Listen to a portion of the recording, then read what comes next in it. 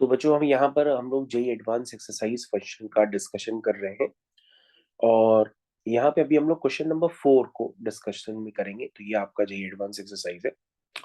तो question number 4 ये है बच्चों, क्वेश्चन नंबर 4। तो क्वेश्चन नंबर 4 को एक बार अच्छे से रीड कर दीजिए, क्या लिखा है, उसके बाद ही क्वेश्चन को अटेम्प्ट करिए। तो ये हो गया बच्चों आपका क्वेश्चन नंबर 4। लेकिन क्या लिखा है इसमें, सबसे पहले इसमें लिखा हुआ है बच्चों, the maximum integral value of x in the domain of function. Okay, पहले तो आपको उस फंक्शन की डोमेन निकालनी है, फिर उस डोमेन में जो x की मैक्सिमम इंटीग्रल वैल्यू हो वो आपको बतानी है।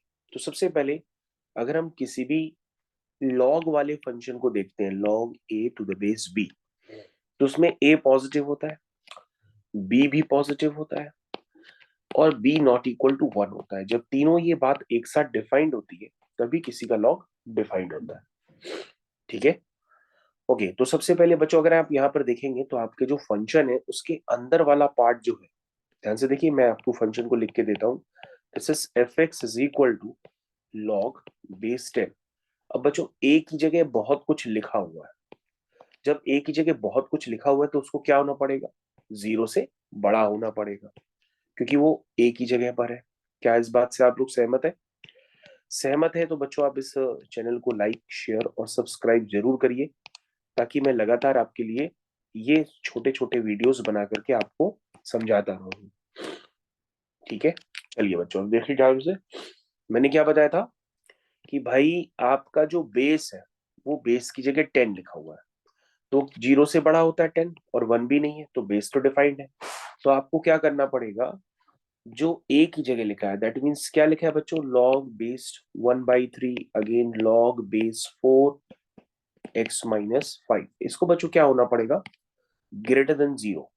अच्छा बच्चों, गलती से भी ग्रेटर और इक्वल टू जीरो मत लिख दीजिएगा, ये ग्रेटर देन जीरो होता है। अब चेक करिए सबको ये क्या बात क्लियर है? क्या सभी बच्चों को ये बात क्लियर है? कमेंट सेक्शन में लिखिए। अब आगे देखते हैं बच्चों, ये हो गया log base 1/3 log base 4 x-5। अब ध्यान से देखो बच्चों, ये जो जीरो है, इस जीरो को हम लिख सकते हैं 1, log 1। ठीक है, अब बच्चों आपको बताया गया है कि कभी भी इनइक्वालिटीज के क्वेश्चन आते हैं लॉग में, उसका बेस अगर 0 से 1 के बीच में लाई करता है तो लॉग को हटाते समय इनइक्वालिटी का जो साइन होता है बच्चों वो रिवर्स हो जाता है। ठीक है, तो मैंने इनइक्वालिटी का साइन यहाँ पर रिवर्स कर दिया है। देखिए जरा सबको ये क्लियर है कि नहीं, क्योंकि इसका जो बच्चों बेस है ना वो 0 से 1 के बीच में लाई करता है, क्योंकि 1/3 बच्चों 0.3 टाइप का होगा जो कि 0 से 1 के बीच में लाई करता है। मेरे ख्याल से सबको क्लियर है। इसको बच्चों हम लोग फर्दर आगे प्रोसीड करते हैं, फिर हम लोग राइट हैंड साइड यानी कि 1 को लॉग के टर्म्स में लिखने की कोशिश करेंगे। यानी कि इस बार 1 को हम 4 to the base 4 लिख देते हैं। बच्चों आपको कि सर बेस कैसे डिसाइड करते हैं, जो इस तरफ बेस होता है बच्चों वही इस तरफ बेस होता है, लेकिन आप इस बार ध्यान देंगे जो बेस है वो 1 से बड़ा है। इसका मतलब लॉग को जब आप हटाएंगे दोनों तरफ से तो क्या होगा, इनइक्वालिटी का साइन चेंज नहीं होगा। क्या ये बात सबको क्लियर है? चेक करिए। इसका मतलब बच्चों यहाँ से क्या आ गया, यहाँ से आ गया x-9 लेस देन 0, यानी x बिलोंग टू -∞ से 9। अब बच्चों इतना आपको देख करके खुश नहीं होना है, क्योंकि यहाँ पे x आपने नेगेटिव भी ले लिया है।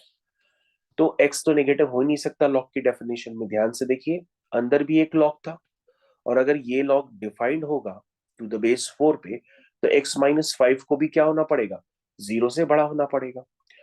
तो बच्चों जब आप x-5 को भी 0 से बड़ा करोगे तो यहाँ से x क्या आएगा, 5 से इंफिनिटी। तो बच्चों x अगर 5 से इंफिनिटी भी हो और x अगर -∞ से 9 भी हो, और जब आप इसका इंटरसेक्शन लेंगे तो x क्या आ जाएगा, x आपका आ जाएगा 5 से लेकर के 9 तक। क्या इस बात से आप सहमत है? और बच्चों अगर आप ध्यान से देखें, यहाँ पे आपको x की मैक्सिमम इंटीग्रल वैल्यू बतानी है। तो बच्चों जो मैक्सिमम इंटीग्रल वैल्यू होगी वो 9 नहीं होगी, क्योंकि 9 पे ओपन ब्रैकेट है। 9 से जो पहले वैल्यू होगी दैट मींस 8, वो इंटीग्रल वैल्यू इस डोमेन में मैक्सिमम होगी। यानी इसका आंसर क्या हो जाएगा बच्चों, 8। ठीक है, तो यानी कि x equal to 8 is the maximum integral value, maximum integral value in its domain, in its domain. ठीक है, क्या ये बात समझ में आ गई? इन इट्स डोमेन, ये बच्चों मैंने लिख दिया। तो उस क्वेश्चन का सही आंसर क्या है बच्चों? दिस इज 8, और ये सिंगल करेक्ट था, तो उसका आप यही ऑप्शन मार्क करके दोबारा चेक नहीं करेंगे। Thank you.